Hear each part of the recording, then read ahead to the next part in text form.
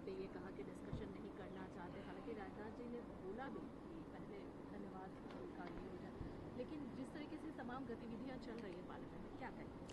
कांग्रेस 150 साल पुरानी पार्टी है। ये परंपराएं, सदन के सेट अनसेट सारे नियम जो परंपराओं के माध्यम से स्थापित किए गए हैं, वो इसी पार्टी के द्वारा स्थापित किए गए हैं।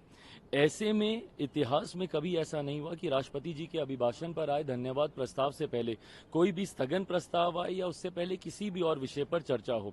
सबसे पहले राष्ट्रपति जी को जो दोनों सदन को संबोधित करती हैं, उसके बाद धन्यवाद प्रस्ताव सर्वसहमति से सदन से पारित कर उनके पास भिजवाया जाता है, और उसके बाद अब जिस भी विषय पर आप चर्चा करना चाहें, सरकार चर्चा करने को तैयार है। ये बात डे वन ही चेयर की तरफ से भी कही गई थी। ऑनरेबल स्पीकर ने भी इस बात को प्रमुखता से कहा। आज केंद्रीय रक्षा मंत्री राजनाथ सिंह जी ने भी इस बात को प्रमुखता से रखने का काम किया। पर सिर्फ हंगामा करने के लिए आप हंगामा करेंगे, जबकि नीट का विषय विपक्ष भी जानता है। सरकार के पास इसमें छुपाने के लिए कुछ नहीं है, सरकार का क्या लेना देना। बट हाँ, जो जानकारी सरकार के पास आई है, सरकार का उत्तरदायित्व बनता है कि अपने हर स्टेक होल्डर से सरकार बात करे। इसमें कई बच्चे ऐसे हैं जो कि री एग्जामिनेशन के पक्ष में हैं, कई विपक्ष में हैं, कई नहीं चाहते कि री एग्जामिनेशन हो, और ये दोनों पक्ष न्यायालय गए।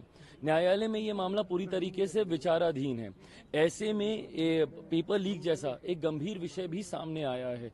पेपर लीक को लेकर भी केंद्रीय जांच एजेंसियां अपनी इन्वेस्टिगेशंस इस पे कर रही हैं। तो जब तक ये सारी रिपोर्ट्स नहीं आ जाती, जांच एजेंसियों की रिपोर्ट नहीं आ जाती, जब तक न्यायालय की तरफ से कोई वर्डिक्ट नहीं आ जाता, जब तक सारे स्टेक होल्डर से गंभीरता से बात नहीं हो जाती, कोई मतलब नहीं है सरकार का इसके ऊपर कोई भी फैसला लेने का।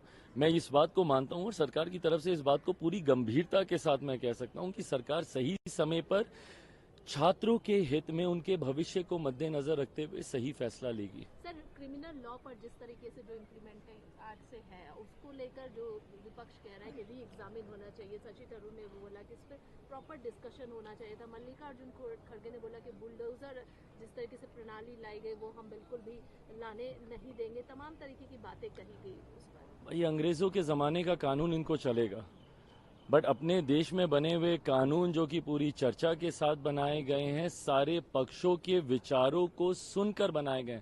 इसमें तो इवन आम जनता से भी भाई कई ऐसी चीजें हैं जो नए प्रावधान इसमें जोड़े गए हैं, मॉब लिंचिंग वगैरह जैसी चीजों की धाराएं इसमें जोड़ी गई हैं। जिस तरीके से नाबालिगों के साथ दुष्कर्म जैसी और जिस तरीके से ऐसी घटनाएं होती हैं, इन तमाम चीजों को इसमें इनकॉर्पोरेट किया जा रहा है, उसको लेकर इन लोगों की चिंताएं हैं। बट वो 19वीं सदी के समय का कानून चल रहा था, वो इन लोगों के लिए ठीक है।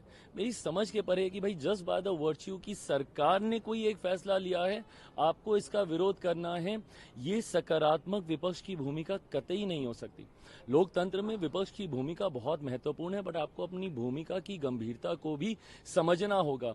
हर विषय क्योंकि सरकार के द्वारा लाया जा रहा है सिर्फ इसको अपोज करेंगे, ये सोच पूरी तरीके से गलत है। भैया, चर्चा हो कि इस कानून को बनाया गया, अब इसको लागू नहीं करेंगे तो क्या? कल को जब नारी शक्ति अधिनियम को जब धरातल पर उतारा जाएगा, फिर ये लोग बोलेंगे कि भाई दोबारा इसके ऊपर चर्चा हो, दोबारा इसके ऊपर चेंजेस हो। क्यों हो भाई? जब एक बार जब तमाम चीजों की चर्चा होगी, अब जो उसको धरातल पर उतारने का समय, इम्प्लीमेंटेशन का समय है, और अब तो क्या इम्प्लीमेंट हो भी गया, उसके तहत पहली एफआईआर